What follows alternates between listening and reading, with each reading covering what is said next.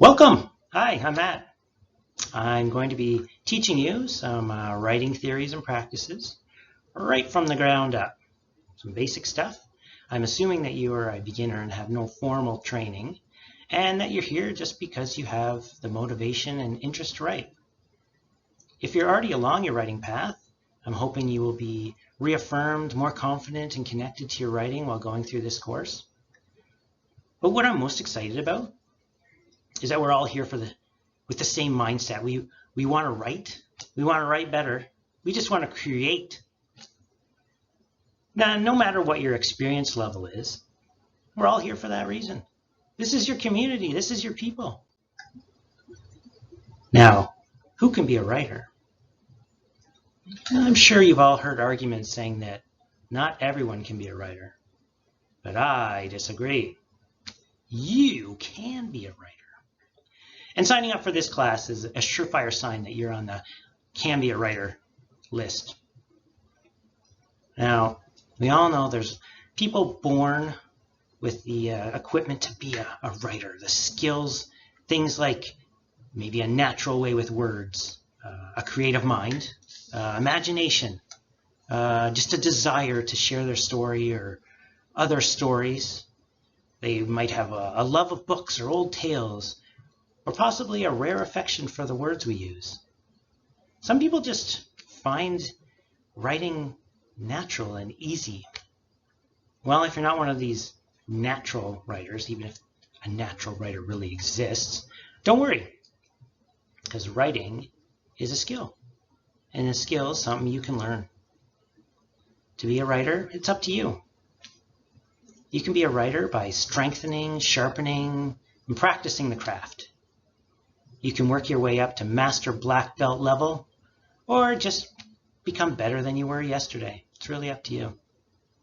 Even if your goal is not to be an author or a best-selling writer, writing is just good for you. It's fun, it's healthy, productive.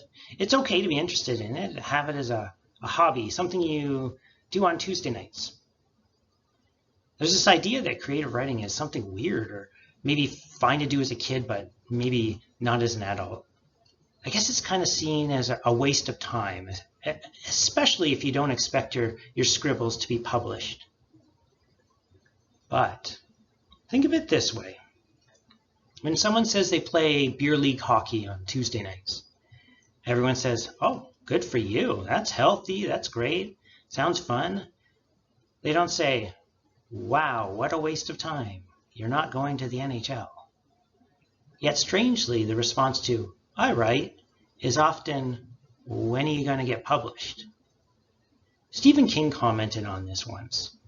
He said, "I think I was about 40 before I realized that almost every writer of fiction and poetry who has ever published a line has been accused by someone of wasting his or her God-given talent. If you write, or paint, or dance, or sculpt, or sing, someone will try to make you feel lousy about it." So, if you're here just because this course sounds fun, well, welcome. Even if you've never written anything in your life, welcome. Whatever your reasons are for being here, they're great. I'm glad you're here. That being said, I'm going to try and teach like you want to be a pro, and that your goal is to be writing and selling and publishing in the future. You're a unique voice. Writing is individual, so feel free to ignore anything that I say. Feel free to ignore all those how-to write books, the YouTube videos, all that kind of stuff. They should all be taken with a grain of salt, because what works for one writer might not work for another. Creative writing is an art, and just like most arts, it's very subjective. So, what I'm going to do is throw out some guidelines, some frameworks, some general rules, but feel free to break every single one of them. Also, as a warning, don't count on me to cover everything. Writing is so vast and variant that you'll need to expand your resources. If you're really serious, you'll need to do plenty of experimenting and practicing on your own. Because like I said, what what might work for one writer won't work for another. So give everything a try and see what sticks. What you can do is expand beyond your comfort zone and dip your toe into other things, other genres. If you always say write horror stories, maybe try something on the other end of the spectrum, like a nice teen romance. Or, better yet, mix and match. A teen romance horror story. Just get out there, break your boundaries, and you'll become a better writer, guaranteed. It's all a process of trial and error. And if this teen romance horror story thing doesn't work out, well, take the parts that did and then add them into your next work. This process will help you zone in on what works for you and what doesn't. This is how you come up with new things and find your voice, as they say. So keep trying, get out there, because that's where all the magic lies. So really my goal here is kind of to be the match to spark your interest in writing, to cheer you on as you run with it.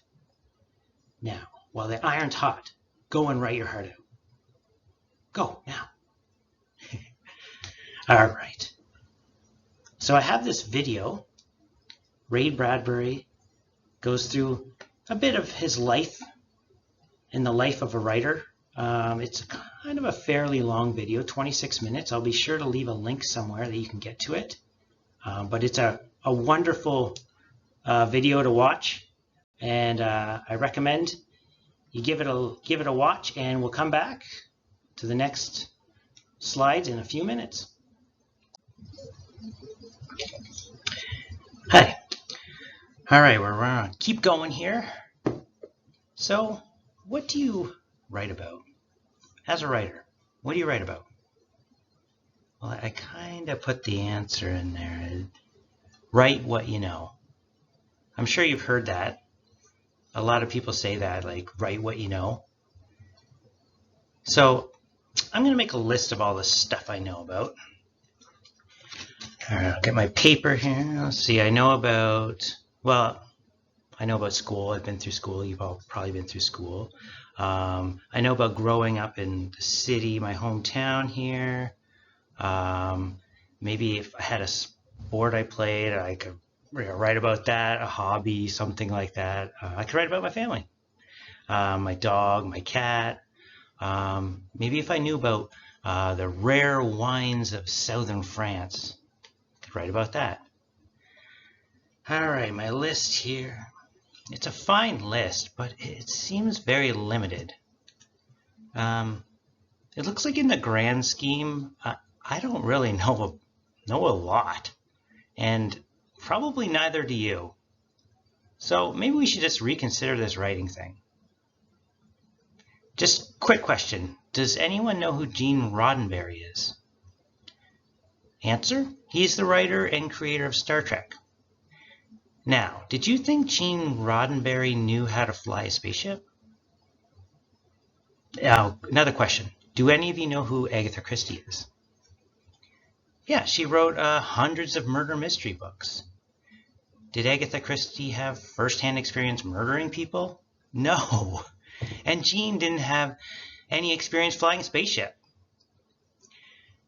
But both of them wrote about these things they didn't know anything about. They didn't follow this write what you know mantra.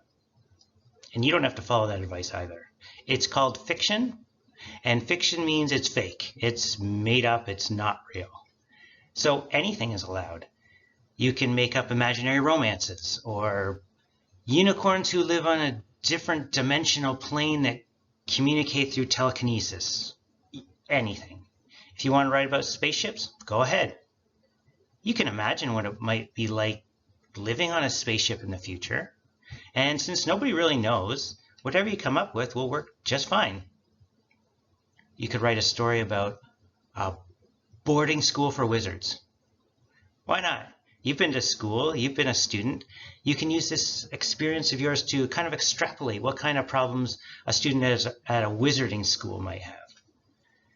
And writers of fiction do this kind of stuff every day. And the more you practice, the better you'll get. And the more comfortable you'll get with this process of making things up. If you still are not sure, you might feel more comfortable falling back on writing what you know. And you do have your own life experience. You have your own perspective. So just mix it up with a little bit of everything. Use your imagination a bit. And it should work out just fine. In the beginning, you might feel hesitant about making stuff up, stuff you have no idea about, and that's perfectly fine. It's natural. You'll feel like that. But just remember that Gene Roddenberry hadn't captained a spaceship, and Agatha Christie was not a serial killer. They just made this stuff up, and you can too. Just stick with it. Make sure your writing is truthful to yourself. You're not trying to impress people, or you're not in it to make money or become a bestseller, because that kind of stuff just doesn't work. In the end, you can't really fake what you know and what that little muse inside your head will come up with. Another kind of technique that kind of piggybacks with this is something I would call write how you know. And what I mean by that is by trying different styles of writing, or maybe even kind of almost copying stories of your favorite writers. And this is perfectly acceptable. Try on a few different suits, and eventually all these influences will blend together and you'll find your own style and what the people in the writing community call your voice. Now, getting creative. So creativity, it turns out, is a skill. And like any other skill, you can work on it and improve it and become better at it. So first, we need to talk about the brain. This is that part of your body that makes ideas. But the brain's very busy. It has, well, a few other jobs. You know, making sure you're breathing, that your blood's pumping, keeping us alive, that kind of thing. It's pretty important, right? So it kind of prioritizes that first. So when you're working on a creative, unique, or kind of hard idea, it takes a lot of brain power. Again, your brain wants to keep you alive, so it's not the number one priority here. It's kind of better if we keep our wits about us so we're not eaten by a saber-toothed tiger. So our brain will default to putting energy into survival above everything else. That's just how it is. But the brain is a really efficient, mysterious thing. And it turns out that as you're keeping watch for saber-toothed tigers, there's a small part of your brain will keep working on that idea you had for a story or a joke or a song or a new process at work, whatever it is. It's processing away in the back of your mind. So you just need to be patient with it and give it some time. So getting creative. So step one, you need to just work with the brain. So I'll stress again, just be very patient. So if you start working on your creative endeavor, just go as far as you can, then give your brain time to process it. You know, take a break, go for a walk, sleep on it. Usually if you give it enough time, your mind will come up with a solution, a funny punchline, a great metaphor, the perfect lyric. Step two, you just need to do the work. You need to put pen to paper and write down that joke. Write your story. Start your song. To get the best results, you need to do some repetition on this. So work, rest, work, rest. Keep it up. Each draft will be better than the last. Then the third step is just allow yourself to get creative. Give yourself permission to let strange, even uncomfortable ideas mingle in your mind. This is how your brain will come up with unique and possibly brilliant connections. A lot of creative people preach about allowing this to happen by giving yourself time to think. So you need to set some time aside to do nothing but think. You need to allow yourself to be bored and literally do nothing. This is like fertilizer to your ideas. When you're not doing anything else, you can devote all that extra precious energy in your brain to this idea. And remember, just be patient with this idea generating machine in your head. There's another variant of this kind I kind of ran across. It's by a guy named Dan Gregory. It's the ready, fire, aim process. So to get ready, this is literally where you get your brain ready to come up with creative ideas. You start your thinking process, how it relates to your story you're trying to write or the painting you're trying to paint, whatever kind of problem or idea you have. You need to kind of gather the elements for your creative stew. You need to read or watch movies or listen to music or have deep conversations or look at works of art or that kind of stuff that stimulates your brain. This is an ongoing process, obviously. You should keep doing this throughout your life. Because these are the kind of ingredients that are going into your brain to make your creative soup. Just remember that the subconscious and brain is very strange and mysterious, and it will make interesting connections while it simmers away there. And the more stuff you add, the better it'll be. And again, be patient. It's going to take some time. Like a good soup, it just needs to simmer. The second step is fire. That's when you let all your ideas out. If you've given your mind enough time to work at this problem, you'll find ideas will be popping like kernels. All kinds of ideas will be there. Good ideas, bad ideas, vague ideas. At this point, you just throw everything out. It's going to be a big mess. That's when you move on to the aim process.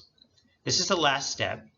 You need to go through all those ideas, choose the ones that are going to work or appear the best, polish them up, refine them, test them out, do whatever you need to do.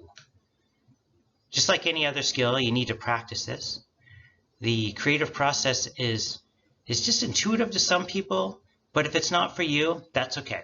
You can work on it. You can learn how to get better. Just don't say you're not creative, because everyone is and everyone can be. And so I want to kind of recommend a book called Creativity, a short and cheerful guide. It's by John Cleese. He's a comedian and part of the Monty Python stuff.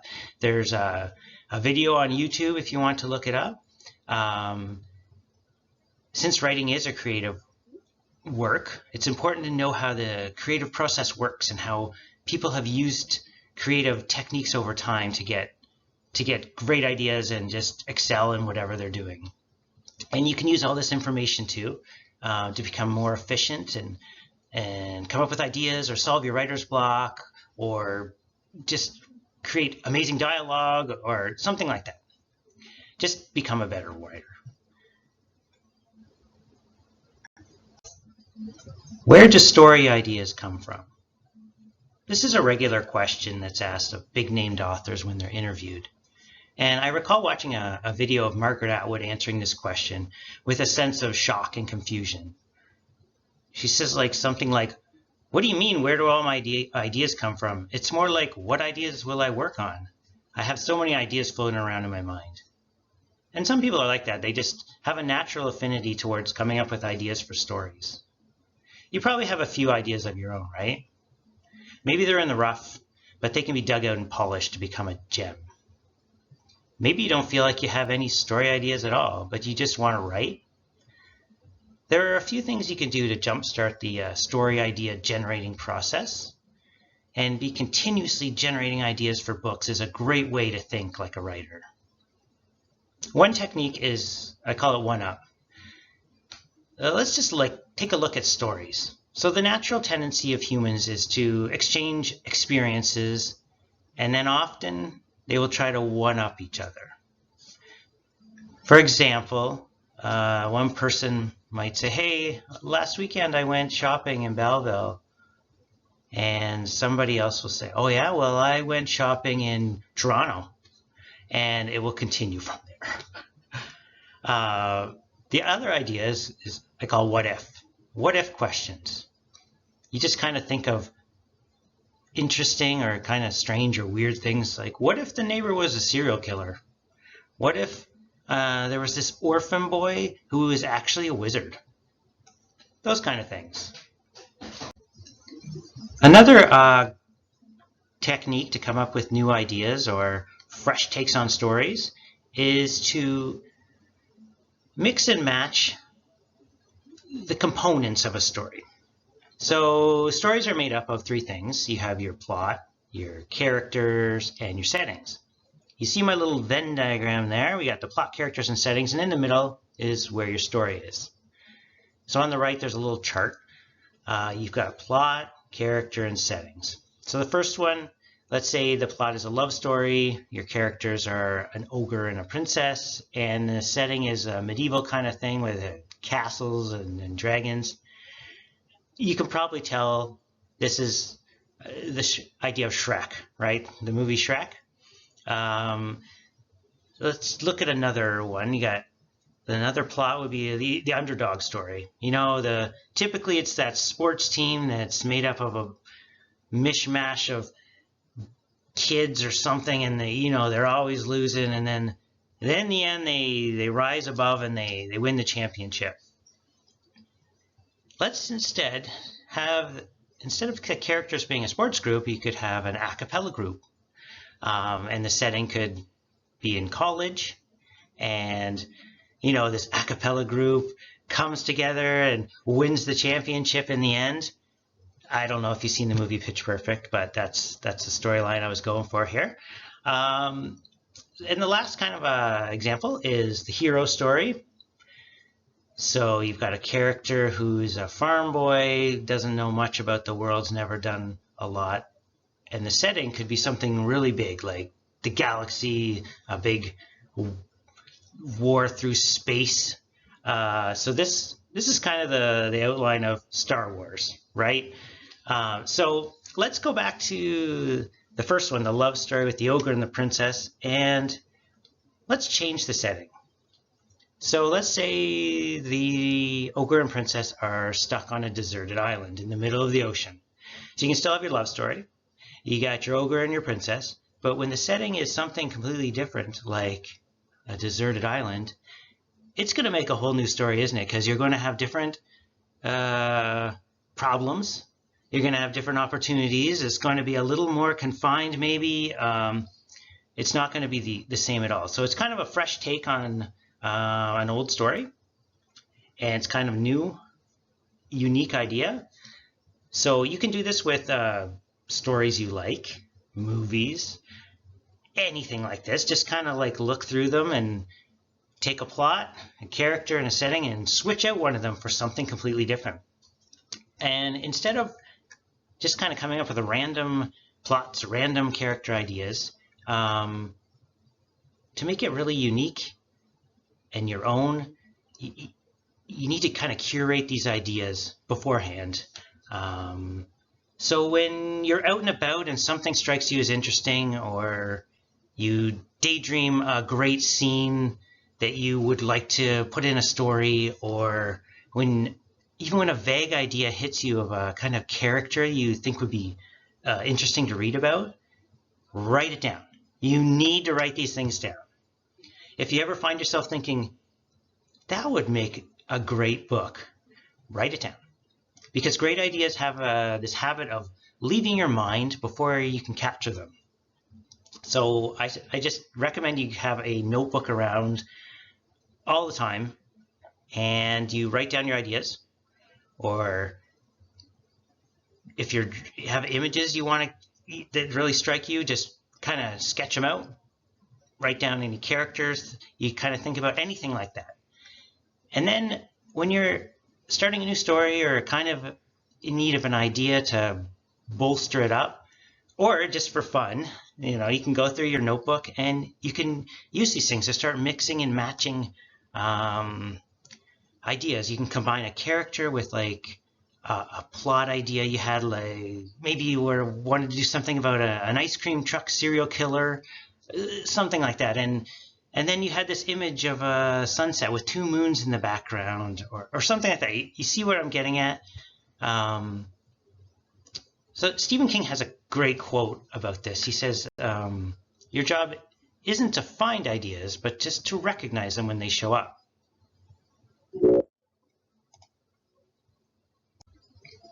Just get writing. Since writing is a skill, you need to practice. You need to practice consistently to get better. It's like learning a new instrument. You might start off, really squeaky notes and off sounding, but if you're determined and you practice enough, you could be part of a jazz band. Yes. So in writing, you're probably going to be pretty bad at the beginning, and that's okay. It's totally normal.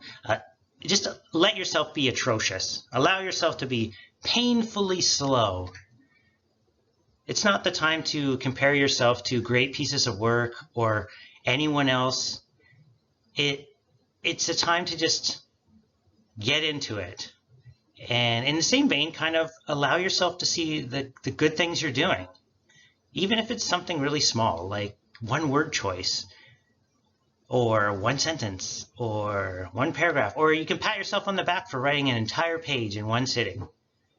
One way to motivate yourself to write more is to have a goal. A lot of writers use maybe word count. They come up with a word count each day, kind of like your daily steps. Some people have that. And you might find it encourages you to sit down and get to a certain point. Your word count might be 250 words a day. That's like about a page. Or it could be something much smaller, like 20 words. Whatever it is, it's the consistency and routine and motivation that's the important part here. And of course, over time, those numbers will add up. And before you know it, you'll have a giant stack of stuff, or maybe even an entire book. And sometimes you just won't be motivated, and you won't want to write. Some people call it writer's block. You might be working on a piece and you just keep hitting a wall, the same spot, and you might feel like you're terrible, or it's not good enough, or you should quit. But there's a solution to this. Sometimes you just need to take a walk, take some time away. Remember, being bored or allowing your brain some time to work on your idea is great. And sometimes you just need to force yourself to write. You need to sit down and force yourself to write a sentence, 2 sentences, 3 sentences.